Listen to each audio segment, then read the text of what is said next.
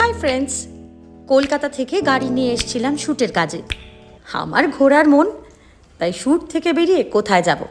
কাছেই আছে ঘাটশিলা। গাড়ি নিয়ে সোজা চলে আসলাম ঘাটশিলা। ঘাটশিলায় তেমন কোনো হোটেল সামনাসামনি পাইনি, রাত হয়ে গিয়েছিল, তাই এই হোটেলটাতে স্টে করলাম। এই হোটেলটা কিন্তু বেশ ভালো, আর এর ডিটেলসটাও আমি ডেসক্রিপশন বক্সে দিয়ে দেব। হোটেলের ভাড়া লেগেছে পার নাইট ২৫০০ টাকা। এই হোটেলটার ব্যবস্থাগুলো অসাধারণ, একদম নিরিবিলি পরিবেশে এই হোটেলটি। রয়েছে কটেজ, রয়েছে ক্যাম্পিংয়ের ব্যবস্থা, রয়েছে বনফায়ারের ব্যবস্থা, বাচ্চাদের জন্য পার্ক, আরও কত কিছু। আরও দেখলাম ২-৩টে উইংস এদের তৈরি হচ্ছে। অনেক রাত্রে হোটেলে ঢুকেছি, তাই ডিনার করে ঘুম দিলাম। ভাবলাম কালকে সকালবেলা উঠে সমস্ত কিছু ঘুরতে যাব। এই যে দেখুন, ছোট ছোট ক্যাম্প করা রয়েছে, এর সামনে বসার জায়গা রয়েছে, রয়েছে বনফায়ারের ব্যবস্থা।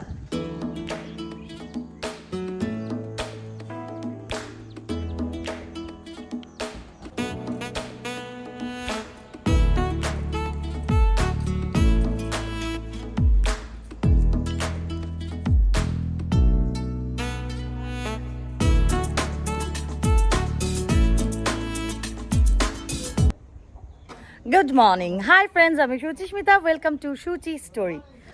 কলকাতার কাছাকাছি একদিনের জন্য যদি আপনি ঘুরতে যেতে চান, তাহলে ঘাটশিলা একটা গুড অপশন হতেই পারে।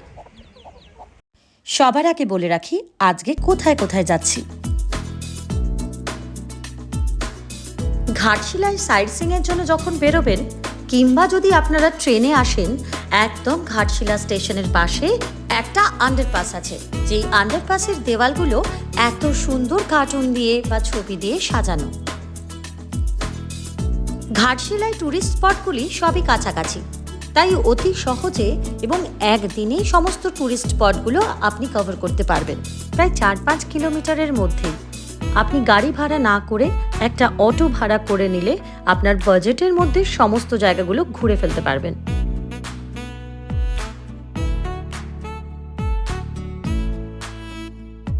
ঘাটশিলার প্রায় পূর্ব প্রান্তে রয়েছে এই চিত্রকূট পাহাড়।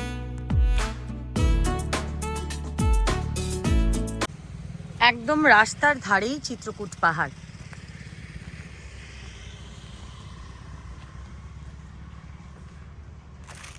একদম ছোট্ট ছোট্ট সিঁড়ি, কোনো অসুবিধে নেই পাহাড়ে ওঠার।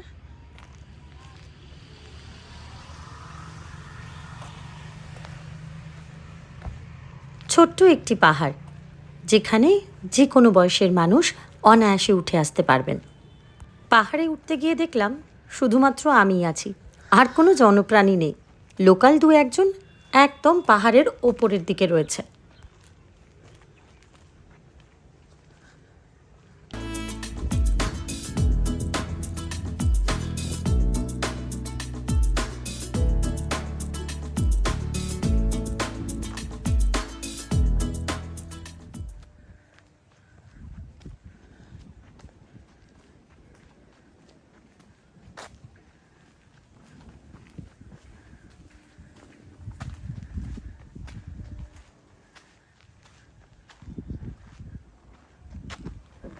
এখানে রয়েছে মহাকালের মন্দির। দুপুরবেলার দিকে আসায় স্বভাবতই মন্দির বন্ধ। এই সময় পুজো বন্ধ থাকে। পুজো হয় একদম সকালের দিকে। মেনটেনেন্সের অভাব না থাকলে জায়গাটি হয়তো আরও সুন্দর হয়ে উঠতে পারত। এখান থেকে একটা রাস্তা চলে গেছে, আমি জানি না ওদিকে কি আছে। দেখি, চলুন।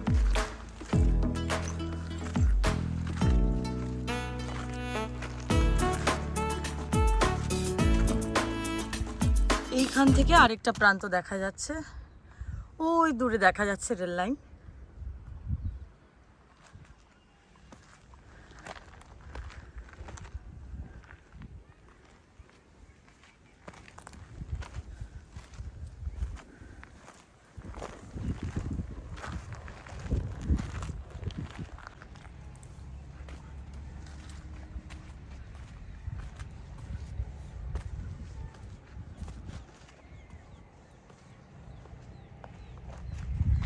খুব একটা উঁচু পাহাড় মোটেই নয়, টিলা বলতে পারেন।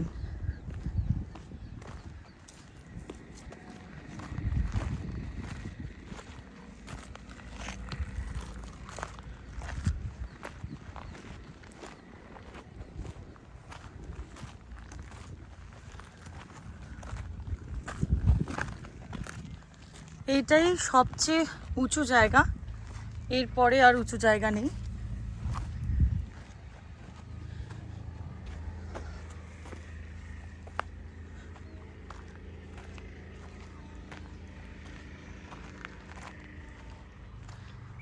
ওই যে রাস্তাটা দেখতে পাচ্ছেন, এই রাস্তাটা দিয়ে এসেছি।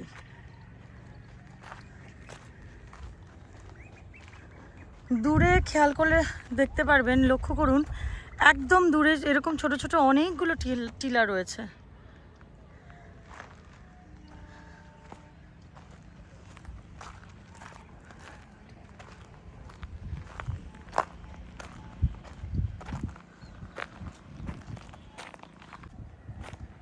ওই রাস্তাটা দিয়ে উঠেছিলাম, এবার এটা আলাদা রাস্তা, আলাদা রাস্তা দিয়ে নেমে যাচ্ছি। রাস্তাটাও খারাপ না, একটু স্লিপারি।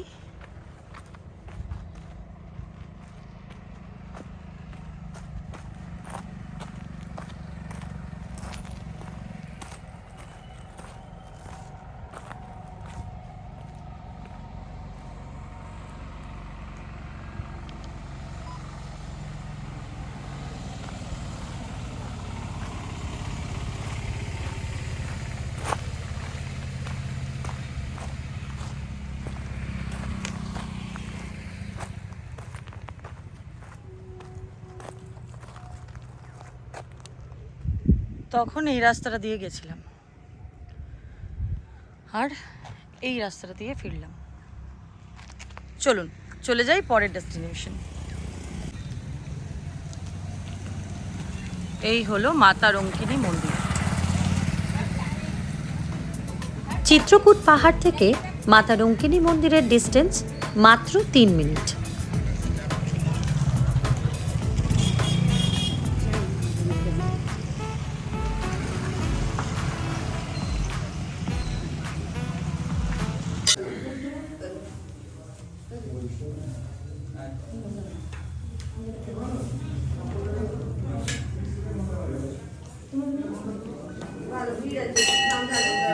কথিত আছে, মা রঙ্কিনীর কাছ থেকে কেউ কোনোদিন খালি হাতে ফেরে না, তাই বছরের সারাটা সময় তীর্থযাত্রীদের সমাগম এখানে লেগেই থাকে।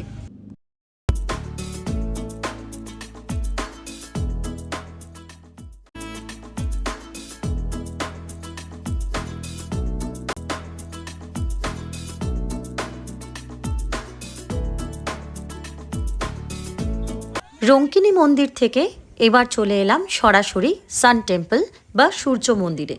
এখানে আসতে সময় লাগলো রঙ্কিনী মন্দির থেকে প্রায় 6 মিনিট। মনে করে দেখুন, রাঁচিতেও কিন্তু আমি একটি সূর্য মন্দির বা সান টেম্পল পেয়েছিলাম, কিন্তু তার তুলনায় এই মন্দিরটি একটু ছোট।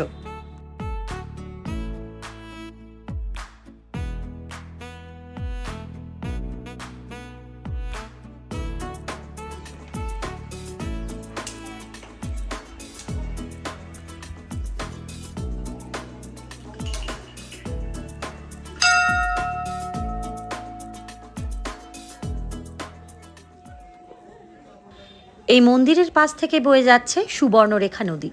যদি গরমে কষ্ট হয় তাহলে কিন্তু এই নদীর ধারে গাছের নিচে একটু জিরিয়ে নিতেও আপনারা পারেন।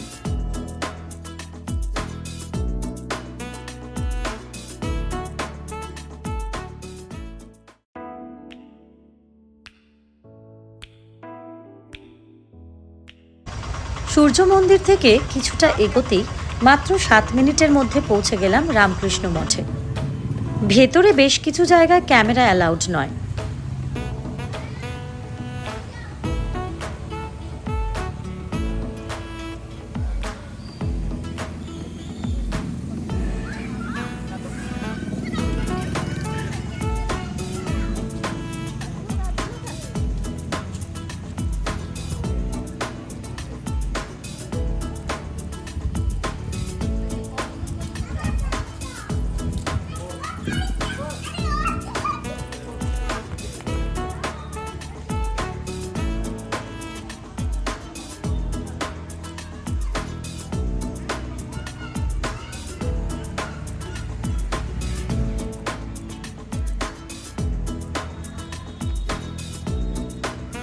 কত ফুল দেখুন, কি সুন্দর সুন্দর ফুল।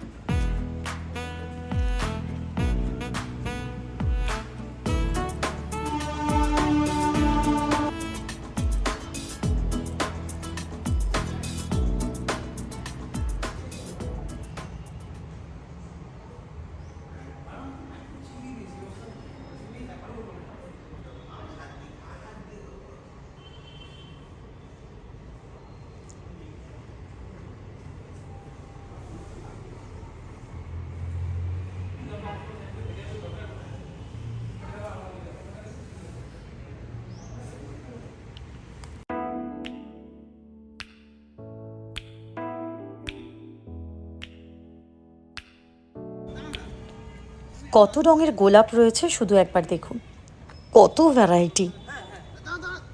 শুধু গোলাপ কেন, ঠিক করে খেয়াল করলে দেখতে পারবেন কত গাঁদা রয়েছে, পিটুনিয়া রয়েছে, কত রকমের ফুল রয়েছে, যেই ফুলগুলোর নাম হয়তো আমি সঠিকভাবে বলতেও পারবো না।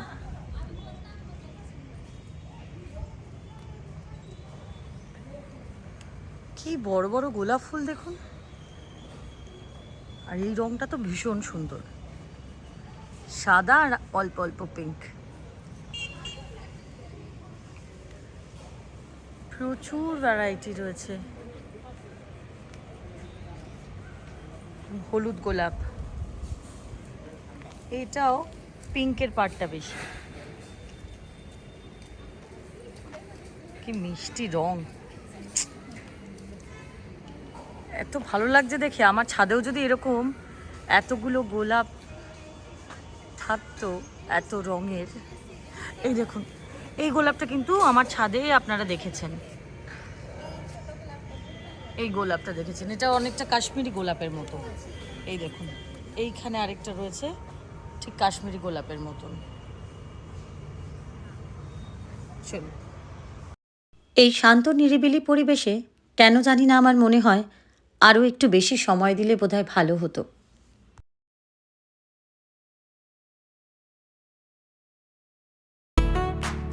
রামকৃষ্ণ মঠ থেকে বেরিয়ে ঠিক 2 মিনিটের মধ্যে পৌঁছে গেলাম গৌরীকুঞ্জে। গৌরীকুঞ্জ, একদম ঠিক ধরেছেন, বিভূতিভূষণের বসতবাটি।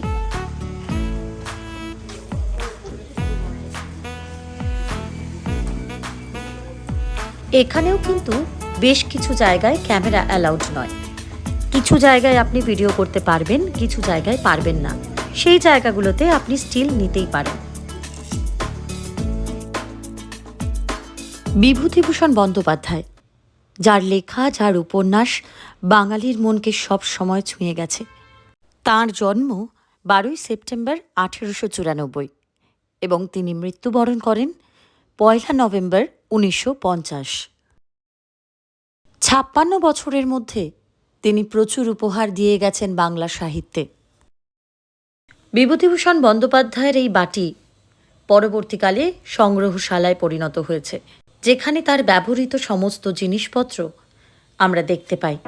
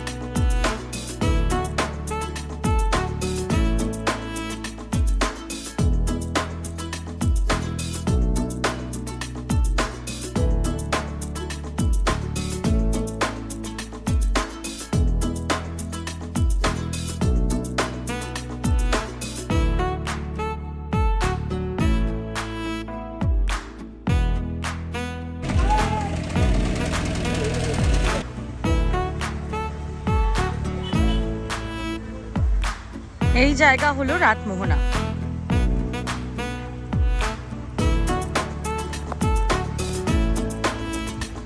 সবাই ফটো সেশন করছে।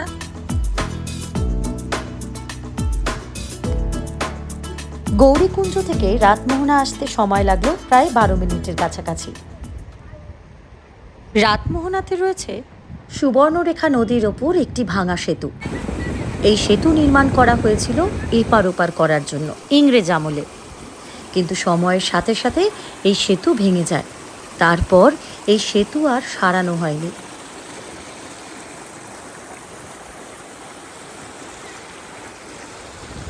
স্মৃতি হিসেবে রেখে দেওয়া হয়েছে এই সেতু। তার পরিবর্তে নতুন আরেকটি সেতু তৈরি করা হয়েছে তার পাশেই।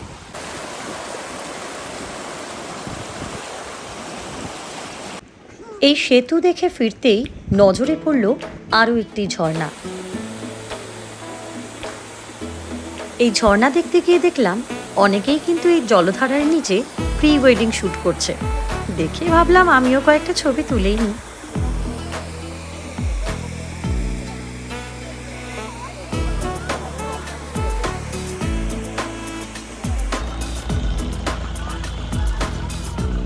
এই হলো ফুলডুংরি পাহাড়, আর এই যে রাস্তাটা দেখতে পাচ্ছেন পাথরের রাস্তা, এটা দিয়ে টুয়ার্ডস যেতে হবে ফুলডুংরি।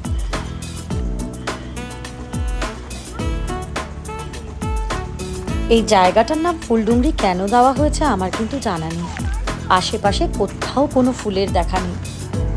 একটু খেয়াল করে হাঁটতে হবে, যেহেতু পাথরের রাস্তা সেহেতু স্কিড হতে পারে, স্কিড করতে পারে, একটু খেয়াল করে উঠতে হবে।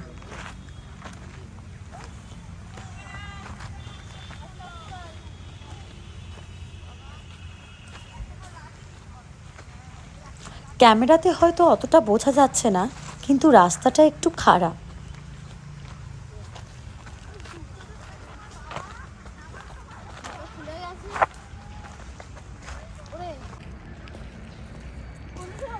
এদিক দিয়ে একটা রাস্তা চলে গেছে, আর আরেকটা রাস্তা এদিক দিয়ে। এইখান থেকে আমরা এসছি।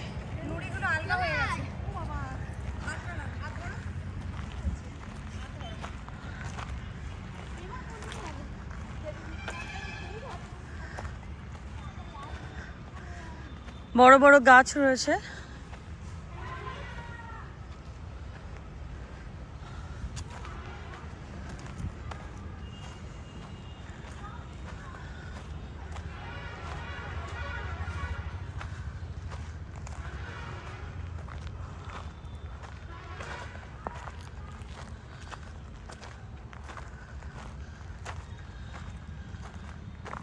ওপরে কিছু একটা আছে, চলুন দেখি কি আছে।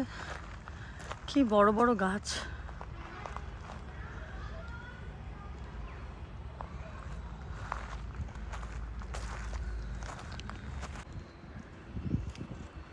এরকম একটা প্লেস।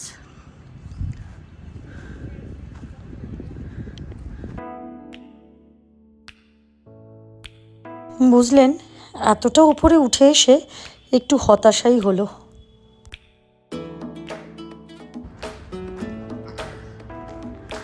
না, ফুলডুংরি পাহাড়ে আর কিছু তেমন দেখার নেই।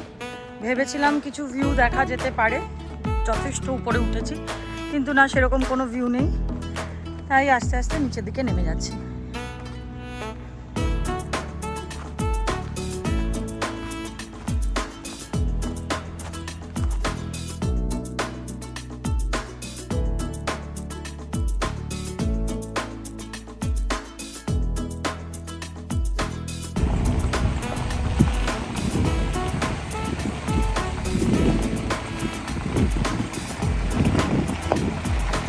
যাচ্ছি এখন ধারাগিরি ফলস। ধারাগিরি ফলস যাওয়ার পথে চোখে পড়লো এত সুন্দর একটা ভিউ।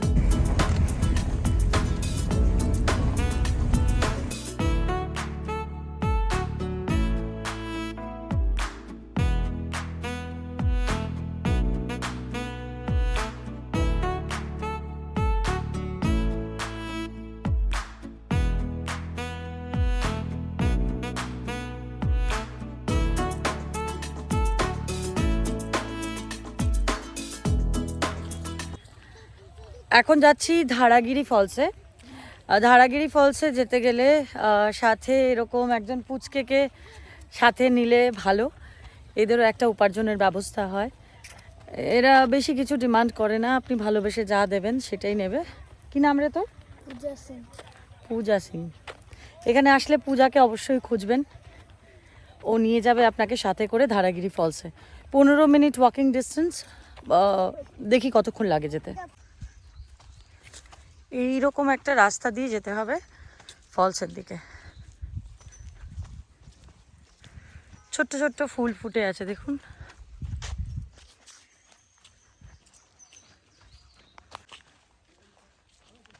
কিছুটা এগোনোর পর এরকম এরকম কয়েকটা বাঁক দেখতে পাচ্ছি। প্রায় হয়ে গেল, 10 মিনিট মতন হাঁটছি, দেখা যাক আর কতটা দূর।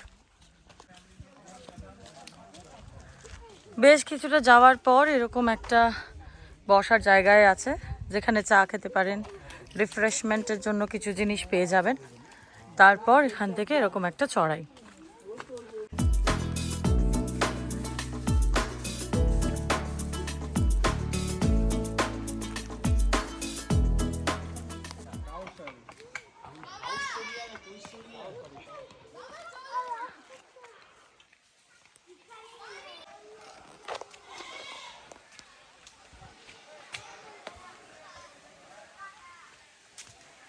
এরকম একটা পাথুরে রাস্তা দিয়ে উঠে যেতে হবে, ওই সামনে দেখা যাচ্ছে ধারাগিরি।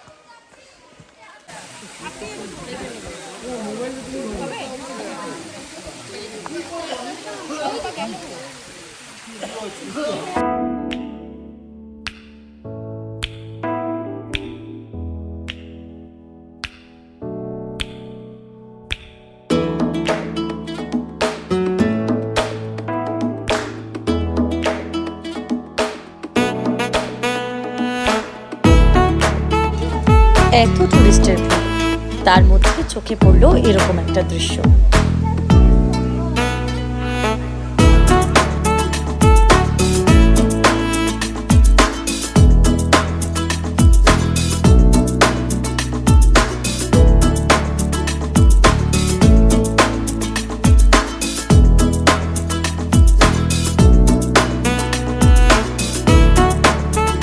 ধারাগিরি ফলস যাওয়ার আগেই পড়বে বুরুডি ড্যাম।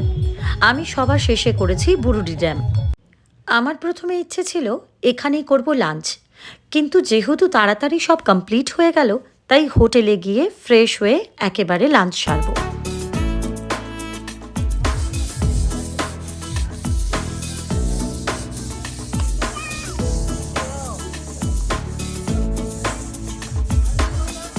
কি সুন্দর যত্ন করে নিখুঁতভাবে বানাচ্ছে দেখুন।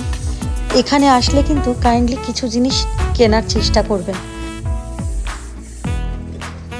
এখানে প্রচুর খাবারের দোকান রয়েছে, আপনারা যদি মনে করেন এখানে এসে লাঞ্চটাও করতে পারেন। দেশি মুরগি যদি চান, এখানে রয়েছে খাঁচার মধ্যে। এখানে আইটিনারির মধ্যে ছিল হিন্দুস্তান কপার লিমিটেডের এই ফ্যাক্টরি, কিন্তু ফ্যাক্টরির ভেতরে কখনোই আপনাকে ঢোকার অনুমতি দেওয়া হয় না, ফ্যাক্টরির বাইরে থেকেই এটা দেখতে হয়। তাই আপনি এটা স্কিপ করলেও করতে পারেন।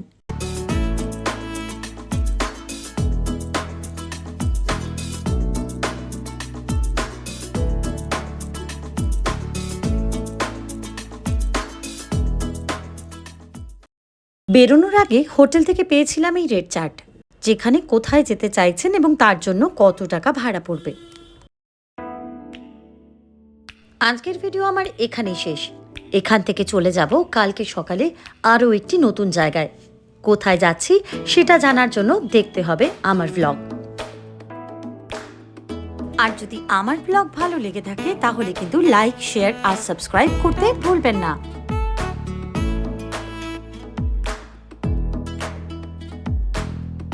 ততক্ষণ সবাই ভালো থাকবেন, সুস্থ থাকবেন। টাটা।